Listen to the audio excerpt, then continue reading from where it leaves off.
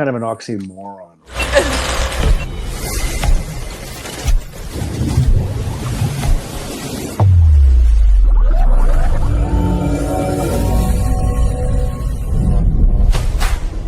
Welcome to the Talkin Trash Addiction Recovery Podcast. We suffered in silence. Now we recover out loud.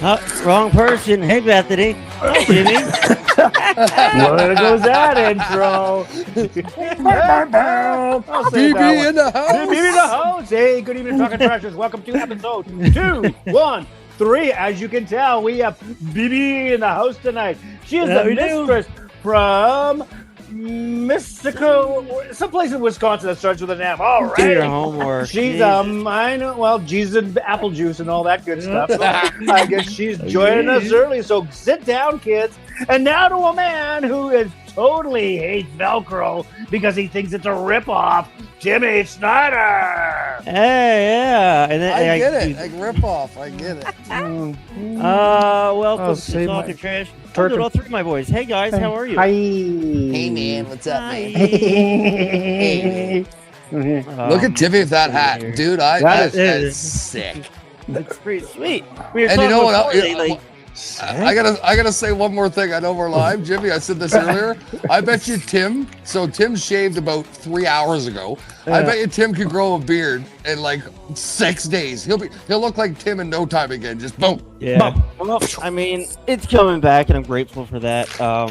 Let's do our preamble and get this thing going. Recover out loud.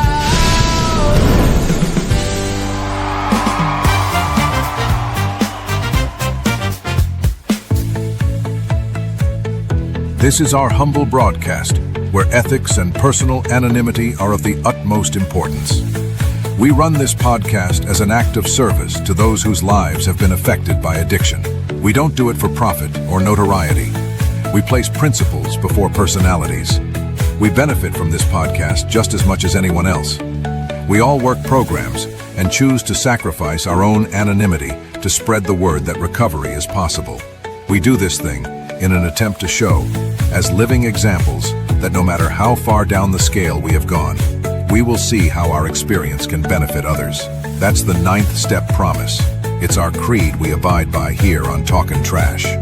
We feel called to uphold AA and NA principles. We firmly believe that you can only keep what you have by giving it away. Please join us in a moment of silence, followed by the Serenity Prayer. God, grant us the serenity to accept the things we cannot change, the courage to change the things we can, and the wisdom to know the difference.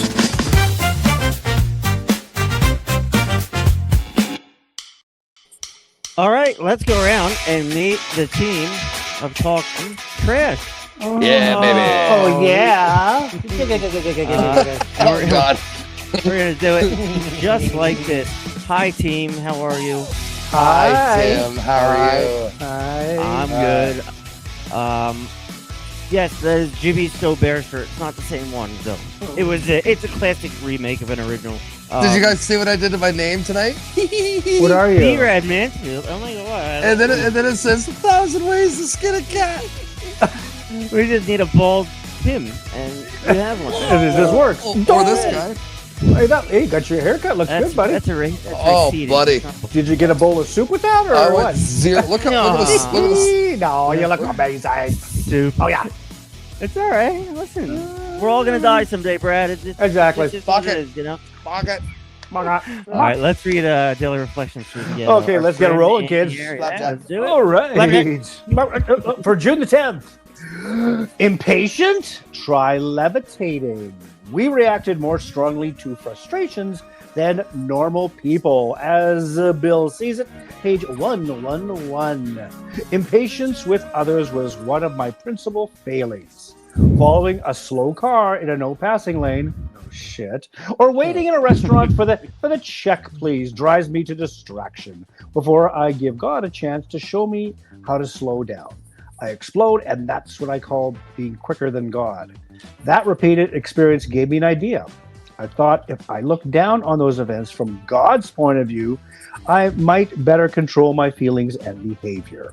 I tried it, and when I encountered the next slow driver, I levitated and looked down at the car, and upon myself, I saw an elderly couple driving along, happily chatting about their grandchildren. Pull over. They were followed by me, bug-eyed and red-of-faced, who had no time to schedule to meet anyway. I Drunk looked driver. I got so it. silly, I dropped back into reality and slowed down. Seeing things through God's angle of vision can be very relaxing. Very confusing reading. Uh, What did you guys think? Hi, Lynn. What do I think? I think, Yeah. I think I'll tell you the honest to God's truth. For me, that's probably the biggest fucking character defect that I still have is What is my patience. Oh yeah, absolutely. yeah. Like for me, like that driving slow, waiting for all those things that were said right there. I do that. I'll be like, I'll literally take the last bite of the restaurant. I'm like, check please, Yeah. like, and I don't know. So I still gotta work on, and I guess for me here on the God thing, like I always think I like the higher power word more so for me. Yeah. But it's not wrong to do that. It's definitely nice to pump the brakes and, check out what's going on and be a little patient. But I still struggle with that one. Patience for me is tough one. Oh, yeah. Jimmy, go ahead. Tell me what you Oh, thought of exactly. But my dad always say, like, try levitating. He'd say, stick a jack up your ass. It's just like lighten up. And that's, as Brad said previously, thank you, Brad. My patience, I don't have a fuse, I have a button. And especially when I'm driving, especially if somebody's tail grabbing my ass, I just feel like nailing the brakes. But I'm thinking, oh, then my car's in the shop and all that. Just let him go around. Just go. And then as he goes by, give him the finger, take down his plate number, and find him later. No. Yep, exactly. Just letting That's fine, it go. And I come up behind those little old ladies and little old men who are driving 20 kilometers or whatever behind, lower than the speed limit. And I'm like, come on, I got to get to a meeting that I'm going to be sitting around for half an hour anyway. So just lighten up. I want to share this. I don't know how many times I've done this. So I'll be just like me and the wife are driving or somewhere or whatever, and somebody's right up on my ass, right? And I'll be like, what the fuck is this guy on my ass for? So then I'll slow down, let them pass me, and then what do? Drive on their ass for the next 20 minutes. Yeah, of course you do. And Sherry's like, stop doing it, you're an idiot. She's right. I am an idiot. But I mean, I don't know. What are It's other so forms of patience? Like, just thinking out on generalities, like, I don't know, what else can we have how can we be more patient? Because I know if you pray to God and ask for patience, he'll give you something you need to be patient about. So, like, are there other things in life? Those lessons. Ask that guy. Well, no, like it kind of I guess the meaning of this, or whatever the thought of it was, how it ties into recovery. You got to be patient. It doesn't happen overnight. You go back out. Yeah, you got instantaneous relief from whatever's ailing you. But in recovery, you got to work at it, and it takes time. And it's said in, like, what is it, the promises? Sometimes quickly, sometimes slowly. And I never always said I would never quote the big book, and I fucking do it all the time. And it's true, because then all of a sudden something shows up, like theoretically on your doorstep, and it's like, I didn't order this. Well, it was Temu, of course. But it's just how all these gifts of recovery, and they come slowly. It's like, I didn't order all these friends and all this patience and understanding and liking myself, but it slowly started happening. So that being patient, but that levitating part, I'm too fat. I can't levitate. Let me ask you guys both a question. Actually, they're not questions. This is a statement. Not everything needs an immediate reaction. I'll start. I mean, I was reactive to everything, and when I stopped being reactive, I was able to be proactive about things I needed to be whatever about. I lost. So, like, I don't know.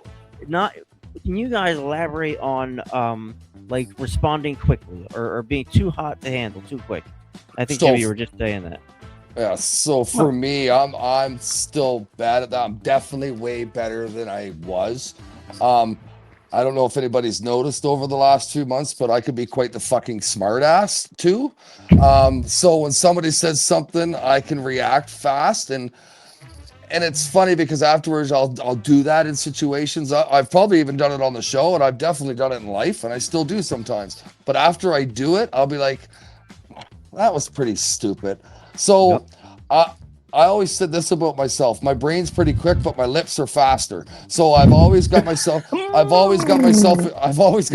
trouble that way, because I can hear something and I get about 5 things usually that are going through my head that I can say something that will almost belittle or be ignorant to somebody. And so it's something I still have to work on, but I'm definitely getting better at it. Well said. As you're saying, I see Bethany in the background. You're going, yes, cheering. Yes. Bring her on. Yeah, I mean, Chucking deuces. Juices. Most of the Jesus. things that upset us today are not important as we make them out to be. Overthinking things, catastrophizing. I think that plays in a role too, for sure. Yes, absolutely. That 99% of the shit that you think is going to happen never happens. Never happens. Yep. And as Brad said previously, and it kind of hit a point, I was that guy who always had the trailer ball in my fist. And it's like, come on, you want a piece of me? And it usually was not a good result. Yeah, I couldn't imagine it would be. I retired that, so many years ago. Many years ago. Many days, hours ago. Yeah. Many days. Can you show me your can you show me your Timo toy again, Jimmy? Which one? The licked one. Why? I just love it. Sorry. Yes. I'm not going to use it. No sound effects. Okay. I'm as my lawyer tells me, govern yourself accordingly, which means use your fucking brain. So no, I will not do that, Brad. Yeah. It won't even work. See, from Timo. There you go. That's all you get. Done. Let's say hi to the treatment centers. Sorry, Bradley, you do the treatment centers. I'm in a goofy mood. Sorry, guys. I like it. I love goofy. You're giggly. Oh, there's two of them. All right, there you have it. Our first. Go, Brad, go. And there they are. Welcome treatment centers, and it says, "Welcome to the party, baby." Oh yeah. So we got Victory Home, Serenity Treatment Centers, Discovery Recovery, New Hope Rehab, Sunrise Detox, Harbor Side Rehabilitation, Lakewood Oxford House, and Surfside Sober Living. Welcome, everybody. Hold on. Oh yeah, there's more. Oh, and guess what? One day at a time up there. And we got Paradise Sands Recovery, Hope Restored Recovery, The Haven Detox, Hustle Hope Sober Living, Maryville Rehabilitation, and PSR Prairie Sky Recovery. Oh yeah. There you have it. All right. Before we bring her on, real quick, everybody's disease pain scale. Let's hear it. Brad, go. I'm rocking. I'm probably about a 3.5, but I'm trying to cope with it the best I can. 3.5, 4. Yeah. Still got some stuff going on in our lives, family stuff, whatever. But you know what? That's where patience is maybe coming in a little bit of effect for me, where I'm learning to, understand it is what it is, and you got to deal with the things that are coming your way, and you got to make the best of what you have, right? You know what I mean? Because I have so many things that I could be grateful for. If I sat around and picked apart all the shitty stuff, it'd be a shitty way to live. Right, so I got to look around and see what I have in front of me that I'm so grateful for. So I'm thankful for that. Good answer. Great answer. Jimmy, your pain scale. About a 3.7. Yeah, as Brad said previously. There's things out there, I can't control. I just deal with them. And one thing at a time. People say, oh, I can multitask. No, you do 7 things shitty. I only can do one thing really shitty, so that's all I can do. And I do one thing half-assed. That was your joke. I fucking pissed my pants over that for months. I love it. True. And it's true. I agree. But I go with the pace that I feel comfortable with. I don't like being pressured. It's like, oh yeah, there's deadlines. Like I have this big thing tomorrow, but I've been preparing for it for over 2.5 weeks. I didn't wait. I got this one of the messages from another guy who's in the office. Have you done this? And I'm like, yeah, like 2.5 weeks ago. Oh, well, I'm still scrambling. Well, sucks to be you. Oh, well. His pain scale is probably about 9, but not my a little problem. bit higher. Oh, well. Look, gentlemen, I have a surprise for you. And this Who is would that be? This is kind of big. It is the one, the only, Willie D. Oh, Willie D. Oh, yeah. Will made it. Nuts. Oh, yeah, baby. We're so happy you made it. Ford, chuck up in here, baby. Oh, boy, yeah. Whoa. So, but I'm here. All right, what's going on in your world, Will? Willie! Man, I will tell you, I have been soaking wet all freaking day from the time I went outside this morning. Ooh. Not in a good way. I mean, not that. I mean, like, Oh, humidity. okay. It's like Florida. From sweat or from rain? I wish it was from rain. Yeah, sweat. Yeah. From Swain, Yeah, I mean, like I've been, yeah, I'm just happy I didn't have any chub rub. You know what I use? Yeah. It's like a baby diaper rash. It's called Zincofax. I rub that all over down on the old thick thighs. Or something like that. I'll get a tube and show it to you. You rub that on the inside of the thighs, give her all day. No big deal. He'll send you an instructional video. I will. Thank you for sharing your hygienic tips there, gentlemen. Hey, you know what? Sorry, I'm shy. Yeah. All right, so let's Jimmy. Jimmy, can you introduce our friend? I certainly can. Hello, kids. For episode 2 on 3, we got Bethany. She's that mistress of Montebello, Wisconsin. Rock Bottom Revival with Leonora and Tammy. Amazing, crazy ladies. And there she is. I'll bring her in. Bethany B. Yay. Hey everyone! I'm so Bethany. excited to be here. Jesus We're and excited juice. to have you, of course. In how episode was everything? 213, 13 is my lucky number, so that too. worked out awesome. I love it. I like when people 17 is use my jersey Will too. That's yeah. right. Yeah, If see, if only that's why someone- that's why I'm so connected with Will and so excited when he's on the show. Yeah, he's a good time. I do my He's a best. good time. Oh. Yeah, so let's just to open up real quick. I wanted to finish asking these statements, just from what we read. Taking a broader view helps us respond with patience, tolerance, and humility. Jimmy, what do you think about that? Taking a broader view. Well, especially that humility one. That's my biggest character defect.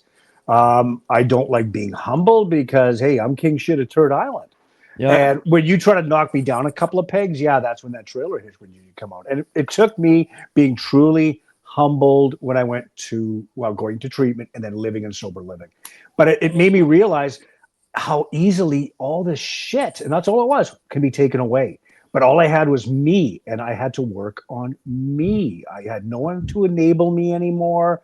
I had to rely and use the tools and build a new herd. And the herd I have, which you guys are the primary members of, including BB, are my support group. And I know that if I am struggling, I can reach out. And I didn't do that before. So, yeah. And it's a humbling thing to say, I need help. Before, it was like, nope, I got it. Don't worry about it. No. Yep. We want to be men, it's not, it shows weakness to ask for help, but it's actually kind of the opposite these days because saving lives while fentanyl is taking people. So I don't know how it comes together, but there's a place for this. So I expect we have some questions coming about 20 minutes from Victory Home. But I thought we'd just go around check-ins, everybody talk together. Bradley, what happened at your place the other day? Well, so there I was, and just sitting there, and we had a mother frigger. We had a big storm come through. Actually, about 3 days in a row or something. It was, it started Sunday night during the podcast. Your power went out. That's right. So and you had your dilithium crystal lamps or whatever. Yeah. So that's when the I power can went hear out. And Will, that but where was is he? Yeah, Will's gone. I can hear him. He's giggling. Oh, Will's here. I'm used to having an open spot. Okay. All right, Will. Okay. Don't shoot the cameraman. There we go. Sorry. Yeah. So anyway, so Sunday we had a major storm go through. Tree fell down on my house. Took the power line out. Blah blah blah. Been fighting with that. Pretty much got her all cleaned up though. Cut the whole tree down. Junked it up. Split it up. Piled it.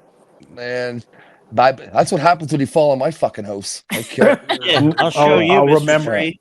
I'll show Yeah. you. Thank you for It was telling me already that. dead. Huh? Yeah, It was already exactly. dead. Just like me. Oh, just a piece of it. Just a piece of it. I took the rest of it down. Screw it. Oh, Ooh, poor you tree. naughty Do boy. it. Badass.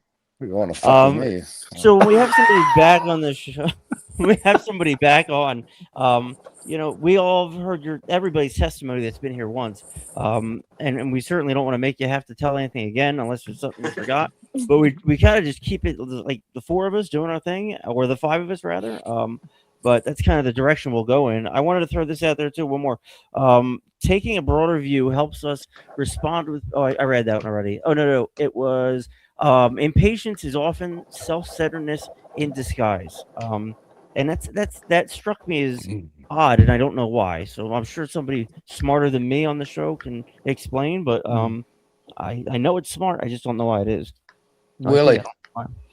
Willie, take the wheel. Yeah, when you're impatient with something, then guess what? It's all about you. It's all about me. It's, I need right now. We like instant gratification. So guess what? You Mm-hmm. know.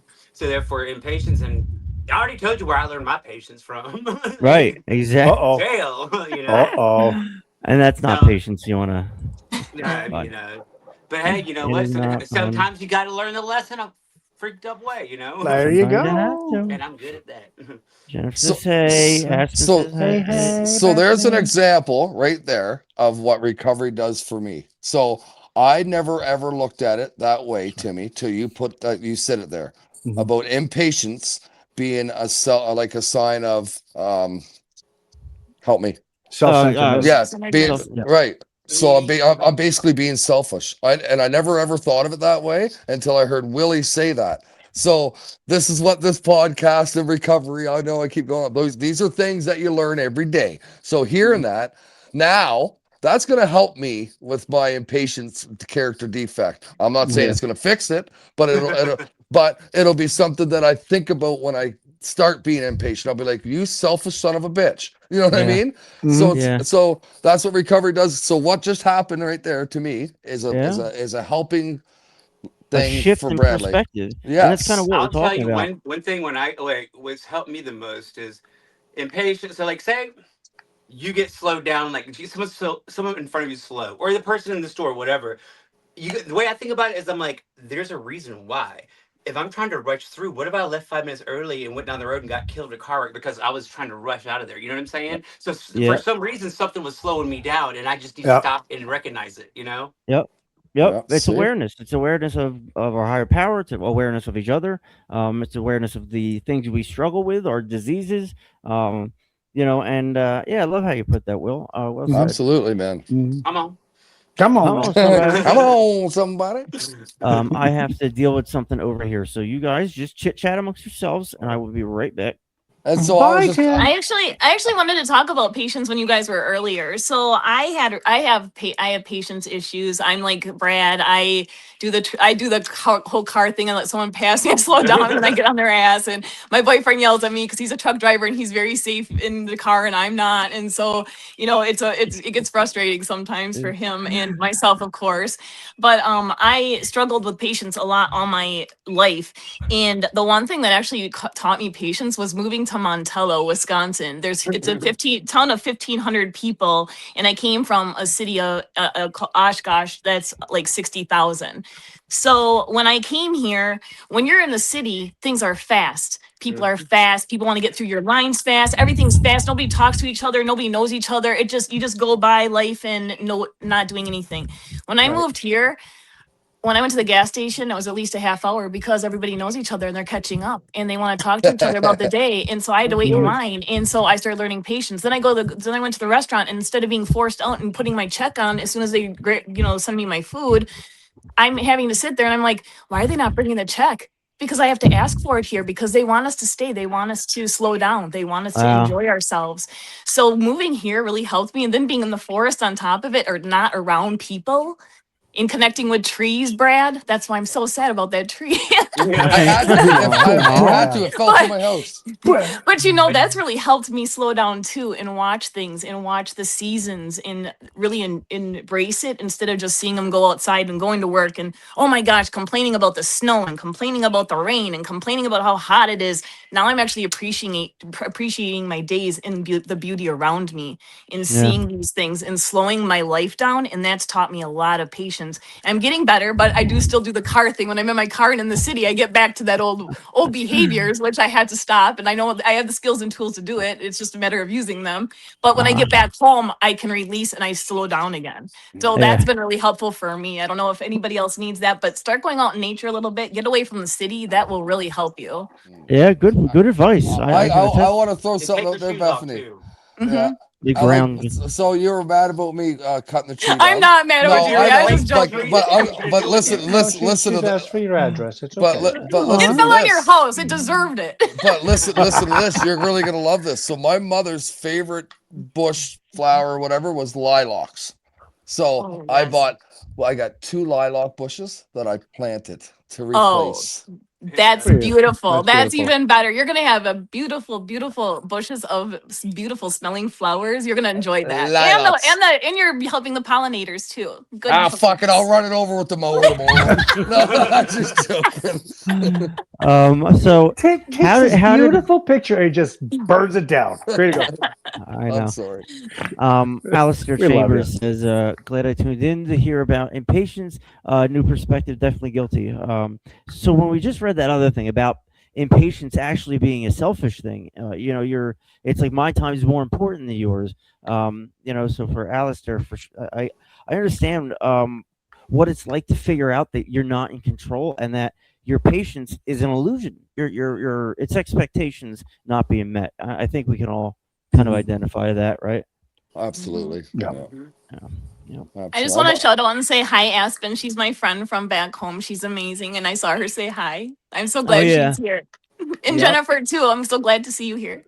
Hola, Jen. Hello. So, There's Aspen. I love you, Aspen. Maybe I shouldn't say this, but I'm going to say it. So that Alistair guy there, Chalmers, he's literally one of my best friends.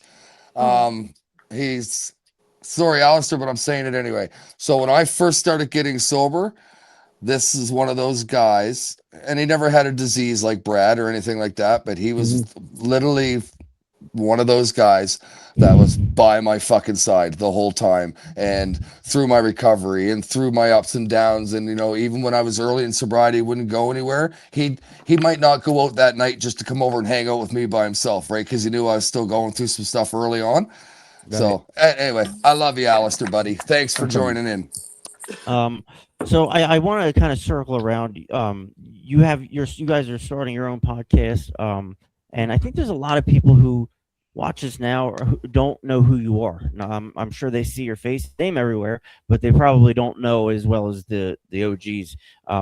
So like, can you give us like I don't know, 10, 15 minutes, like a share your testimony and like a concise version for them, and then maybe we can take it from there. Is that absolutely. So I struggled with addiction pretty much my whole life since I was in elementary school. From I didn't realize that though until I got into recovery.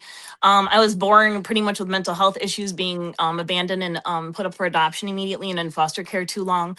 So I really struggled pretty much my whole life, and that kind of led me down to my road of addiction. And I became in my 30s, I ended up struggling with some physical health issues, osteoarthritis. I couldn't walk, and I skipped all the pain meds and went right to heroin. And I was a non-IV user for 8 years.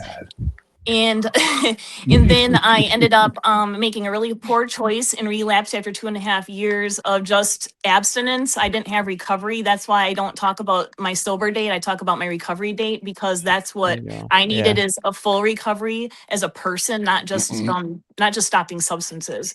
Right. So I ended up in prison, and I did a 9-year sentence, which I completed last year in May 7th. And I just celebrated 10 years in recovery, April 5th of this year. And so that kind of led me to where I'm at.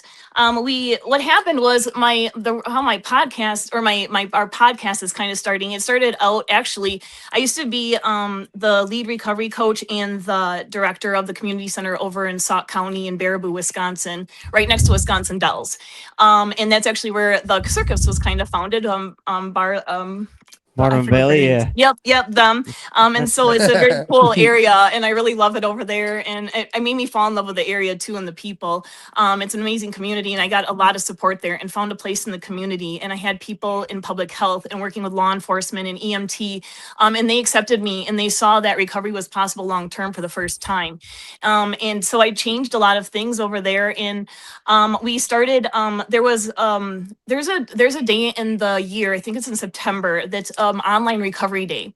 And so I brought to my boss that we should do online recovery day and be online with all the community centers, and each of us come on and do like little snippets kind of thing each day for an hour and take hour blocks and do things. And so actually Nora, Lenora, I call her Nora. Nora came to me and she's like, I would like to do something like that. What about coffee with a felon? Because we kept we kept talking about us being felons, and there was no support for us in the community. So we asked our friend Charles if he wanted to join us, and we did our first like kind of show, and we had the biggest turnout of all of the community centers and all of the hours that day. And it was really cool. So that inspired us to start doing lives on Facebook, and it was called Coffee Break Felon Edition.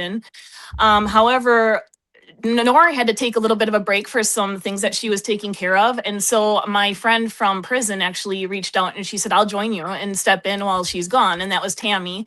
However, Tammy was with us for about 6 weeks before Nora came back. And when she came back, Nora and I discussed it and wanted to keep Tammy on the team. So we asked her if she would. At that point, we didn't want to bring her into what we already created, because now it became something bigger. We were talking about more things than just felon. We were talking about mental health, recovery, just life, spirituality, like everything, any topic that comes up. We're just trying to really reach the community and show people that felons change, that recovery, people in recovery change, and things like that. And so as time's gone on, we decided to change the our live to, we're going to go to a podcast, and we just have been looking in that the last month. And we changed the name to bring Tammy on, and we came up with a name together and worked really hard together to come up with everything. So that's what we came up with, this Rock Bottom Revival, because Tammy's not in recovery, but she has a husband that she supports and does Al-Anon and things. So she understands the community, but she's not that. So we didn't want to make it just about that. But she struggles with mental health, and she understands us a little bit. And we like to hear the perspective of somebody, of loved one that's dealing with us too. Yeah. So it was a really great fit, and that's where we're at. And so we're trying to figure out the software right now to be able to start going live and doing it on multiple channels. We want to start with YouTube and Facebook, but that's what I'm doing, is trying to do what you guys are doing a little bit. So, but you guys inspired me to do that by inviting me onto the podcast, and that's why we got kind of going, like, we need to hit more people, because Jim, when he reached out, said to me, you need to, your message needs to be heard by more people. And I never thought of it that way. I just was trying to do it for my community here and the people that I knew on Facebook and my peers that I no longer serve in the Baraboo community, but I still am connected with and still support. But I'm an hour away now, you know what I mean? So it just, it opened up a lot of doors, and it's opening up more doors, and it brought me to you guys. And I'm so grateful for that, because you guys are a great support. And I was telling Jim this morning, because he was our guest on our show, and I was telling him that you guys really changed me a lot, because I got a hard heart towards meetings in the program for a little bit. I believed in the program, but the people hurt me. And I know it's principles over personalities, but I'm borderline, so I struggle with that, you know. Yeah. And they weren't understanding me. And one meeting I went to, and I thought I was getting mental health support the way I was supposed to, and I was on medications, and I was told I'm not sober because I'm on mental health medications. It made me think differently about the program and where I was, because I needed the mental health support. I still love the program. I still have a sponsor. I just don't attend meetings regularly anymore, because it hurts my heart too sometimes. So you guys have brought me to a regular meeting. What? We're in one right now. Exactly. Well, that's why I was Right? telling Jim. I Yeah. said, you guys have brought meetings to me again, and I attend. You obviously see I'm here. There was only one that because I was busy on a Sunday night, but I caught up and watched it when I Oh, came I home. You wrote the know, date down, BB. I wrote the date down. so I'm sure It's you on the did. walls. Yeah, I'm But you know sure. what? Yeah. This has become my meeting now, and you guys have become my support system, and your community has too. And I'm really grateful for that, and I'm grateful to be here and part of it. And this journey wouldn't have brought me to where I'm at right now if it weren't for people like you. So thank you for providing this for people because we need to see this and hear this more, and people that are real, not fake, and not being PC all the time. I'm so sick of that shit. Oops, Yeah. stuff. Thank Oh, you're you. allowed. Thank hear with you. it. Yeah. Right. And And I we- was gonna touch on that too. Like, so you were saying that Tammy isn't in recovery and is Al-Anon, but you know what? That's what we need. That's what Yes, we need that's what we wanted. because at Right. the end of the day, like exactly, it's all about different perspectives. Like, so Mhm. if I sit here and I talk to the same cocaine addicted person all the time, but if I don't reach out and talk to different people and different stories and hear things, that helps me evolve into the person Yes. I want to be in recovery. So what Right. doing Yeah. that, Bethany, BB is BB. deadly because That was that was one of my biggest lessons too, is looking at things differently in my perspective. I always used to be Right. hateful towards cops, towards judges, towards all Mhm. these people that I thought did me wrong. But Yeah. now I look back and and working with peers and working with treatment court and sitting in there every day and seeing and talking with the judges, talking to their case managers. And then I started realizing how they view things, and they don't come from our Right. world, so they don't understand us. So Right. we need to understand where they're coming from if we want them to understand where we're coming from. And you know what? That opened the door because I listened to their perspective and I see where you're coming from, but this is how we think. And then they started changing their perspective, and we could come to some agreements. It wasn't always perfect, but they were listening finally. And it also softened my heart to not hate them and to start seeing that. And I started teaching peers that. And you know what? The relationships between my peers. I went to my peers' graduation last month, and the judge, when I got there, was outside talking to her, and he said hi to me and joined me in on, had me join in on the conversation. And that's where they're at now. It's not him sitting up in a stand. He didn't even work that day. He came down just to say congratulations to her and have a conversation before she Yeah. graduated that day. That's nice. what's cool, and that's That's how the system is changing. If we allow different perspectives to be seen Takes and one heard. person. Yes. that's all it does. And, Mhm. and addiction touches pretty much everybody in one shape or another. Everybody's Absolutely. affected.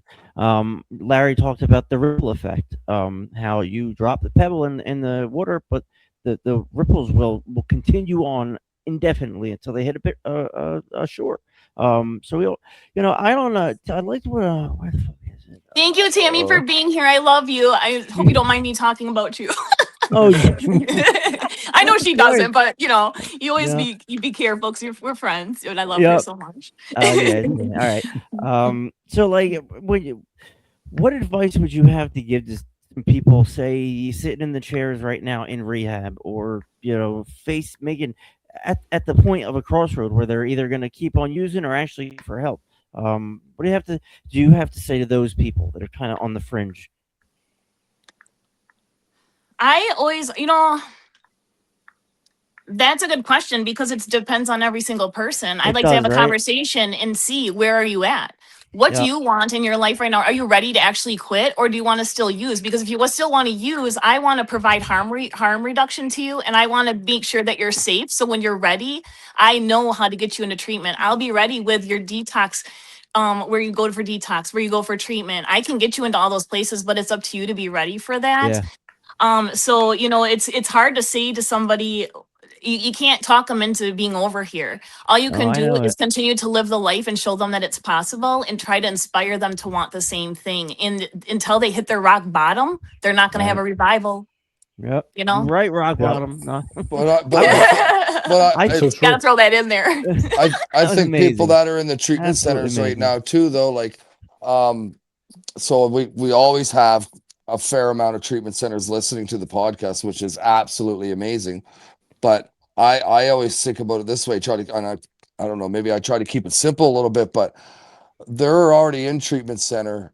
So what every one of those people have done to this point, whether it's day one going in there or day 3 or week 4, whatever, they've probably made the biggest leap Yes. and recovery That's by right. making that decision that, you know what, my life is unmanageable and I am powerless over whatever's going on, right? Yep. So I said this on the PSR one, like, you know, when I first went to treatment center, you know, it was one small step for Brad, but it was one giant leap for my recovery, right? So when I first walked through those doors, and I want everybody out there listening that are in treatment centers right now, it may feel shitty. You might feel like you're not winning right now, but guess what? You smashed one out of the park by being there because you're in there doing it for the right reason and you're doing it for yourself.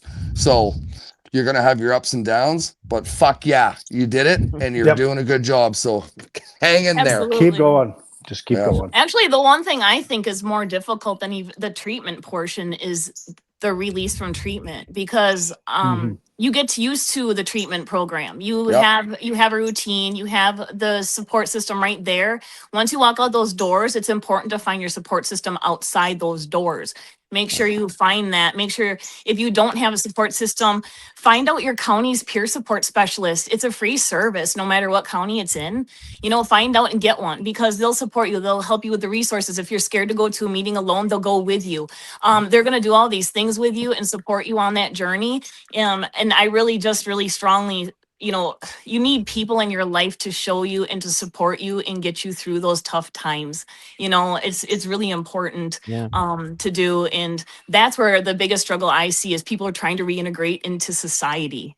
Yeah. From treatment centers, from institutions, everything. That is the biggest difficult, because once you think you're good and then you get out those doors and then you're faced with smack, you're faced with going to the gas station and running into that person. If you're an alcoholic, you go to any place and there's advertisement. You go in the gas station and it's right there in front of you. You go to grocery shopping, it's right there. So you need to have a support system and have the tools and skills. So make sure you walk out those doors with those tools, those skills, and a support system that's going to benefit you, and find your own new unique journey. Don't You can take the recommendations and the suggestions, but don't take that to heart when it doesn't work for you, because there might be something else. I struggled with that so much, and I'm writing a book about it. So because of that, because it's just hard and nobody has a direction for you, because they always tell you, go to the meetings. Well, sometimes the meetings aren't making me grow anymore. I'm stagnant. I need something else with it. What's it say under my name there? I can't read it. There's 100 ways to skin a cat. You know what I mean? So yeah, absolutely. So there's not one perfect way and there's not one solution. So please be open to all aspects. Try things you never thought or you think are gross and stupid. Absolutely. Because you'd be surprised. The things I thought were the stupidest thing, I'm like, I'm never going to like this. I tried it and I'm like, that's my favorite thing to do now. Yeah. I'm glad you said that, Bethany, because Larry always said that to me when I was in PSR. Like, part of my recovery is and will be doing things that make me feel uncomfortable and doing different things that I'm not used to doing, right? Because my normal that I did for 33 years didn't work. So I have to do different things and I have to try different avenues or whatever. And it's once you do it and you do something that you've never done before, you're actually like, wow, that wasn't too bad, right? So you learn a lot about yourself. Yeah, you really do. And that's how you grow and learn and you heal. It's all about those things. It's not just about quitting something. Yeah. And I think that's where we forget sometimes. We forget to take care of ourselves as a whole person and just think that we need to quit the drug or the substance that we're using or the food or whatever your addiction is. Addiction is all different colors and sizes and shapes. It's not one thing. It's not just a drug. It's not just an alcohol. I struggle with food addiction. I struggle with people addictions. So, it's a thing. So we just have to learn how to navigate that, and whatever works for us. And nobody else can say that it doesn't, because we know ourselves best. True. You said that right, so for sure. Absolutely. And as Brad was saying, like I went to Prairie Sky as well, and I was a little bit ahead of Brad. But for that final week, it was okay. You just didn't graduate and you kicked your ass out the door. That final week was okay. Here is your exit plan, and we're going to talk about coping mechanisms. And that was a key to part of my recovery. My early recovery was, hey, I had a game plan.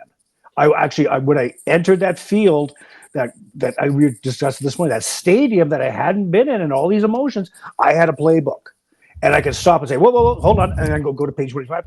Okay, now I know. Okay, I'm going to try this. And just one thing. That didn't work. And don't getting frustrated. Slowing it down and just seeing what worked. To see what stuck on the wall when I threw it there. But not freaking out, not reaching for the bottle, because I knew exactly what was going to happen, because I got the education. I went in with the open mind, surrendering, dealing with the emotions that I was dummying down while I was in active addiction. Now it's like, oh shit, can't handle this. Yeah, you can. Yeah. One thing at a time. Mhm. But I couldn't do it alone. I need No. I need the community of recovery, which I have, and I hold it so dear to my heart. Yeah. Yeah. I And got two that's things to say.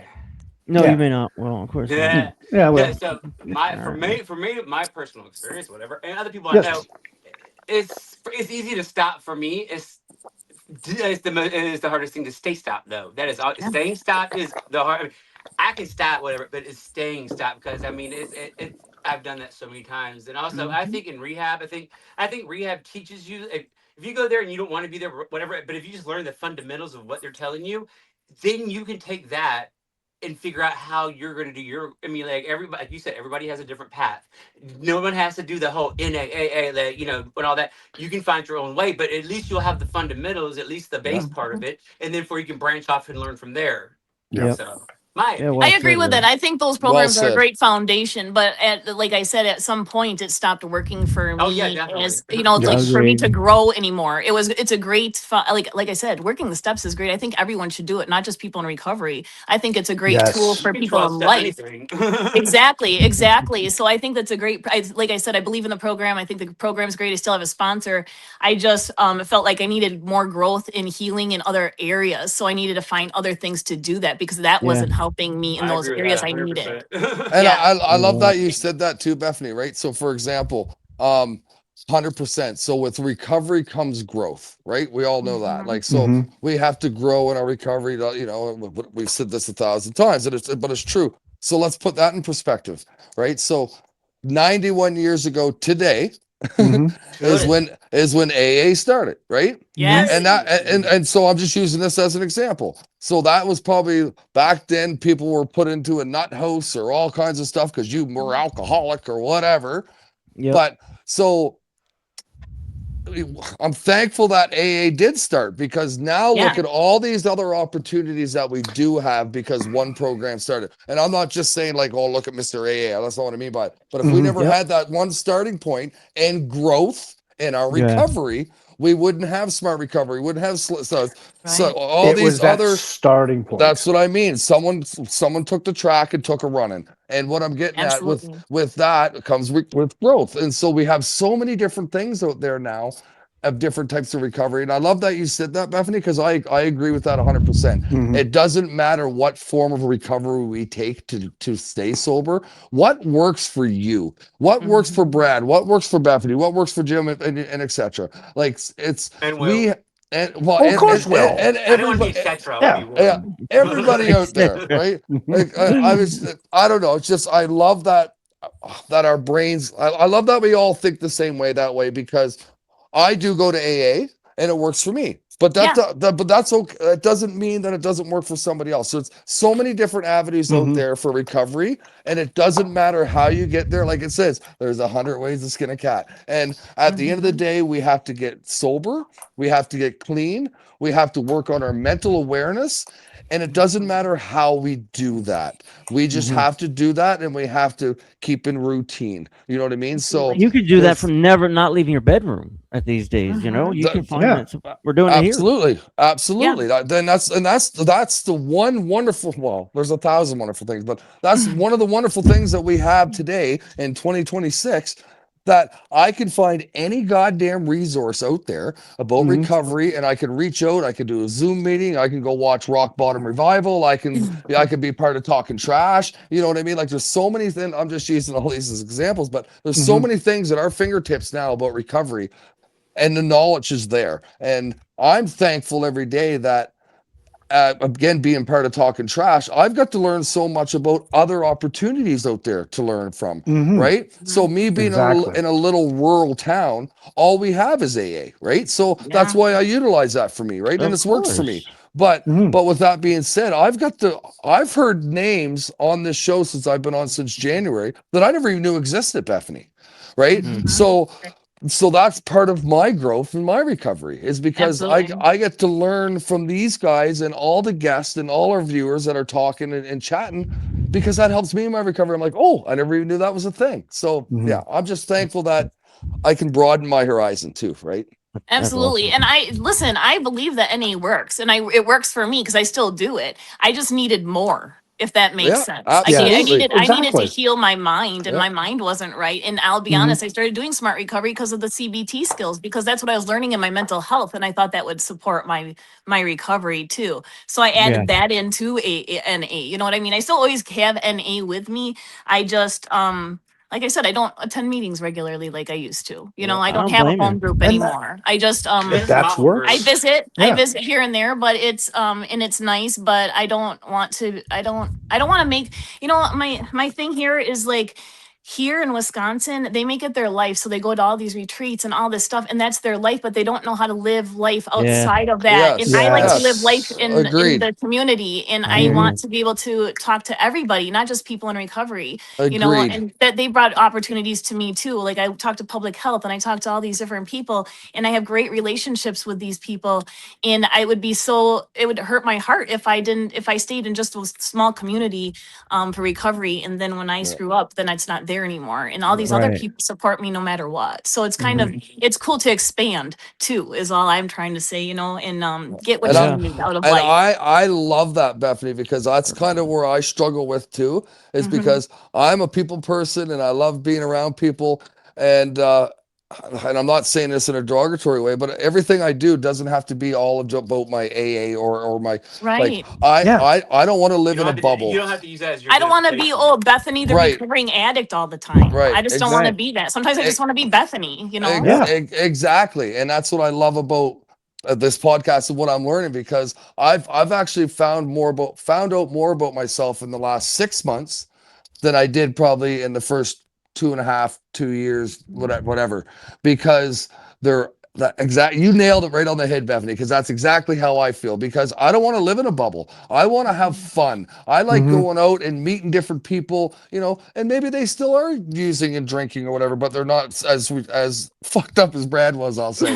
But I can still have fun. I can still have fun with Well, these people. Do you know and what I as mean? long as Like, you have a relapse prevention plan when you go into 100%. spaces that you might worry Yes. about, that's what's Yes. important. So, like, I am a concert goer. I used to be a musician. I still am a musician, I guess. I just am not active because I used to be a bassist in a metal band. Yeah. And backstage, there's things going on that I can't be part of. So I just can't do that funness for me anymore. I love being Yeah. on Right. stage. So I go and support bands on the front end, but I also know the people to stay away from. I also know the exit plan to get out. And I know I don't have to stay there the whole time if things get shady, you Right. know. Yeah. So like Yeah. you just know how to navigate things, and there's a lot of venues out there that are supportive, and a lot of these people are getting into recovery too, so they make sure that the venue is safe for everybody, not just people that are, you know, using or whatever. So it's kind Yep. it's cool to learn how to live in society and be able to participate in life and to enjoy things that you want to go to, without having to think that, oh, I have to have a recovery group to go to a concert with Yeah. to make sure I stay clean. You know, I have Because my Right. because you're boyfriend, I Yeah. have an comfortable exit It's in your like, plan, I own yeah. have a skin. phone, I can go and walk Yes. away and call my sponsor if Yeah. I need to. You know, there's you Yeah. just have to have a relapse prevention plan. Just keep That that in shit's mind. shooting That fish was in the a biggest barrel. thing I took from Mhm. prison home is my relapse prevention plan. I still use it today. The people just changed in it, but everything still stays the same. But even just the way you talk, Bethany, is you are confident and comfortable with yourself now, Absolutely. And it right? took a long time to get there. I needed to find out who I was. I never knew who I was. I was always Yeah. identified as somebody else or to be in this family that I didn't belong in. All these things. So I never knew who Bethany, was as a person because I was chameleon. I was becoming what everybody wanted, trying to live up to Right. everyone's expectations, but they're still Yes. unhappy and I'm miserable still my Yeah. whole life. I tried to, you know, be what my boyfriends always wanted me to be. I finally found someone that accepts me for me, authentically Yeah. me, and no, and my weirdness and my Mhm. craziness and the Yep. chaos and then the peace. You Yeah. know, like he accepts me for all of it. So it's really amazing to have, you know, go down this journey and find people in your life that you can have support from and not have Yeah. all the people that you used to have in your life anymore creating chaos constantly, you know? So Well, it's Like all, everybody out there watching right now, is this is what it's all about right there. Yep. It's about the confidence, it's about being comfortable in your own skin and realizing who you are, find right? out who So you are, start yeah, doing that journey, yeah, start, you Yeah. know, I don't know if people, I don't know how you guys feel about shadow work because everybody thinks it's like Oh, some yeah. cult thing, but no, it's actually inner child work, getting rid of that inner, child trauma. And Trauma. I Or the was spiritual born with awakening. it. So I needed to do that and work through some stuff to identify my feelings. And I still identify my feelings because I don't know them all yet. Still Yeah. today, after 10 Yeah. years, sometimes things come up. I'm like, what am I feeling right now? What is this? I have to pull out a feelings chart sometimes still today, Yeah. you know, just to figure it out because I'm If you trying to make figure enough out me days- and I need that. to. And once I understand myself, life gets easier. I know how to use my tools easier. And then all of those things, my recovery just fell into place. I don't even worry about substances. I don't think about them anymore because I take care of my mental health. I take care of my physical health. I take care of my spiritual health. My person as a whole being I take care of now today, not Yeah. just one thing anymore. Was I- that it's well after you were said. forced to sit down by yourself for like 9 years? Is that when you started figuring out finding yourself? Oh man, that 2.5 years in prison, you really start thinking about who you are, the That's what choices I you mean. made, the people you surrounded yourself with. And you're by yourself, and mentally you're by yourself. You're by yourself, but you're around a lot of Yes, people, that's and you what watch yeah, a lot yeah. of people, and it reminds you of what you don't want to be and who you don't want to become. Because It a makes lot of you us girls were questioning in and stuff. out years and years, and I never Yeah. did that. It was my first time being in trouble, my first time arrested, and I did a dandy. You know, I ended up in prison, so I never was even in handcuffs before my first court date. God, Winner, So- winner. So I got a question for Will then. Like, so is that kind of, can you relate to that part where like when you were in jail, like that was kind of where you found your own type of thing? No, You know? no, actually, Oh. me, no, personally, no. I mean, I didn't. that was my start. I didn't really find myself yet. No, That was no, the but, start, but though. what I the mean door is, opened though, right? Yes. I never questioned any of that. I mean, I've been in jail quite a few times. I've done, over. I mean, I've done a good bit of time. Never prison, but I've done a lot of county time, like a lot. Anyhow, and because you're in county, when I was in county, She put the scars. That's worse. That's the hard time, actually. I think. no, I know did that's not the hard have. time. Oh no, that trust me, I know. I trust. Oh. Me. I was like, Hopefully that's Those, one of them. that But- lifestyle in for jail is just for the birds. I don't even want to because I mean, do that because ever like you were again. freaking Oh, like, my God. it sucks. But no, I didn't because the fact is, every time I've gone to jail and prior to like a certain time is when you go in there, you got one thing. I mean, it's like you got one thing on your mind, and you're sitting there, like you're not thinking about yourself. I mean, like now you had to go to prison. Yeah, I can see that. I never went to prison. I was stuck in that bullshit game of county jail, like the whole hustle and bullshit. But no, I didn't figure that out until like it was right before COVID hit. Like in the process of when COVID hit, that's when I started having my spiritual awakening. And I will tell you, I mean, like. Yeah, you start to explore all kind of things, but no, prison did not. Not prison, jail. No, because most of the times I was the jail I went to quite frequently visited. I always knew everybody, dear. the people in there. I could go to any Yeah. Boy. even the deputies. I knew the deputies. I knew the sheriff, and all through there.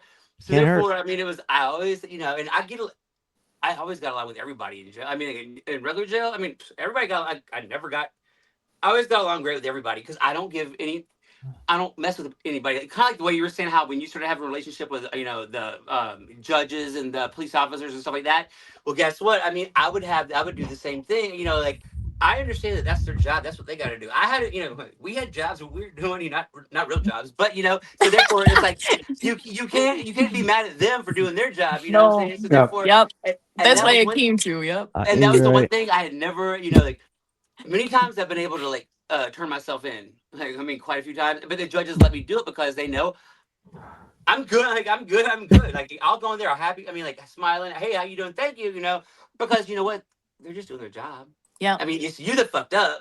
So I mean, it's like why make it miserable?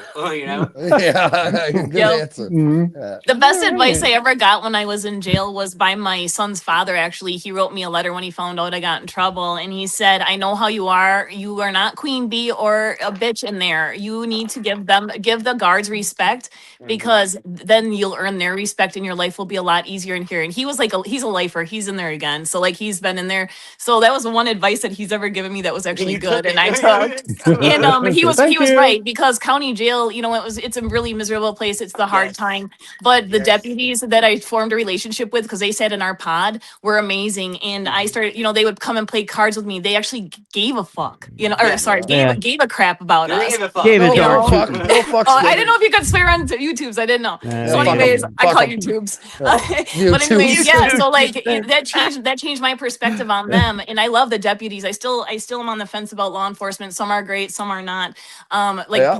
The police, but local police. But deputies, I know what they are, and I know how they care about the community and what they do for us. I'm not saying everyone is great, but most of them, 9 out of 10 of them in Winnebago County Jail were amazing to me, and they made my team. They gave me opportunities in there because I was in there for so long, and they started trusting me that they never gave other people for my recovery. They brought in Right. books for me and things like that. So they didn't do that for everyone. You know what I'm saying? So making those relationships sometimes is a big deal. And then one thing I also learned in prison, right before I was going to get out, we had somebody come in and speak that had already been out, and she said, I never thought I would be friends with my probation officer, but make your probation officer your best friend. You won't regret it. And I took that advice too. And I'll be honest, I went through 2 kidnappings, and if it weren't for my probation officer supporting me in my relationship with her and keeping in contact constantly, I would have been in jail while she was investigating things for any other client. But because the relationship I developed with her, she made sure I got out, got out safe, and she found me and saved me the first time. Like, she believed me that this was happening to me, and she was good. It was great. So I encourage anybody out there that's in the system, don't look at it like they're against you. They actually want to support you. They want to be there for you. It's up to you to accept it is the problem. A lot of us don't, because we have such hard hearts and think that they're against us, but they're not. They're just doing their jobs. And I love Will hearing said. that too. So Yeah. I haven't gone to prison, but as soon as you say that, the first thing I think about is recovery, because we struggle with that early in our recovery too. We think nobody's there to help us. Right. We think that other people are out to get us. Everybody's out. And- Yeah. right? Pity party. So you just said it again, and I love that, because when I hear that, I relate it to my recovery, because once I opened up that door and actually were like, holy fuck, people actually want to help me. Weird, right? And it's amazing. I work side by side with probation officers with, participants in the treatment court here in Sauk County. And he would let me come in those meetings and support my peer, and him and I would have great conversations, and the peer would be so like, what is going on? And you should see the relationships that developed between them then. They would start getting a soft heart because they saw that I was open to Josh and like what he had to say and his advice and things like that. And sometimes we didn't see eye to eye, but he was willing to listen, and we could agree to disagree at the end of the day, but those relationships really do matter.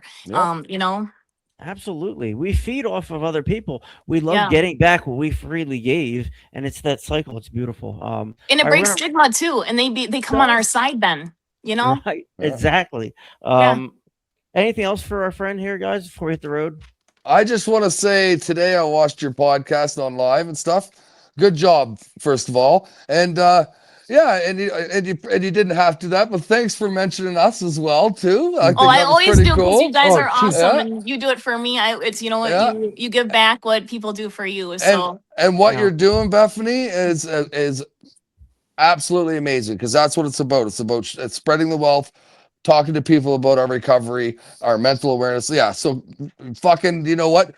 Chucking deuces, baby. Chucking I always deuces. think Jesus. thank you so much too, Brad, for coming on today and helping And Jim helping. get on the show so we could actually have him on. So that was amazing. I appreciate your support. You guys are so amazing, and I just love you all. So thank you all. And Will, thank you for showing up for me every single Yes. time I've been on. You showed up. But I gotta say, I want She to say, loves you. Oh my my bad. God. But I gotta say one thing though is that how many episodes? So sorry, I work outside all day, so I can't watch the podcast. No, you're good. You're good. So how many is that? What episode was that you did today?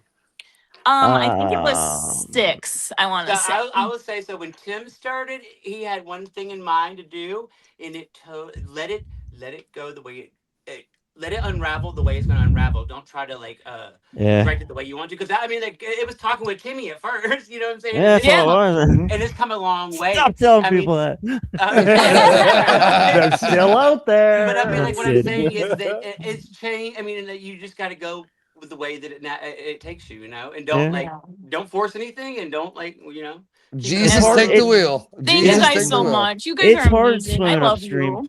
you. We love you too. If there's anything I can do to help you moving forward, that's kind of what I do too. So, All right, thank you, Tim. You might. all hear right. me. Okay. I mean, listen. I Right don't- behind Will. I mean what I. And he's I behind do. me. Yeah. I mean what I'm saying. I'm tech support. No big deal. Crack is And I actually was I'm the talking about doorman. Tim in his before we were getting Jim on today. We were talking about the talking trash because I was telling him about what was going on tonight and stuff, and I was talking about Tim and how he's the producer and how he used to work for hockey, and so the graphics are so cool on your podcast and stuff because of Tim and all of his hard work. Absolutely. I yeah. mean, I appreciate that. That's the boys too. They open up freedom to do other stuff. These guys do a lot behind the curtains. Wouldn't be here if it was not really. I do Well, my Will does. Will does. Jimmy when does he's the on scripts. screen. True. All right, let's read our just for today. Dizzle. Yep, I know, Tracy. They just didn't give you the right shit. the man. And then Well, we love it flows after. Absolutely. Yeah. All right, Will. Let's read Yeah, our that's my shit name. and Don't get worry. on shit out my of here. dizzle. It should Your be. dizzle is here. off the double digger. Dizzle. Yeah, this is Where's my- my dizzle? Okay, All right, it's Changing called. motives. It is called changing emojis. Mojos. When we finally get our own selfish motives out of the way, we begin to find a peace that we never imagined possible. Basic text, page 45. As we examine our beliefs, our actions, and our motives in recovery, we'll find that sometimes we do things for the wrong reasons. In our early recovery, we may have spent a great deal of money and time on people wanting only for them to like us. Later on, we may find that we Oh, still spend money on people, but our motives have changed. We do it because we like them, or perhaps we used to be romantically involved because we felt hollow inside and we're seeking fulfillment through another person. Now our reasons for romantic involvement are based in a desire to share our already rewarding lives with an equal partner.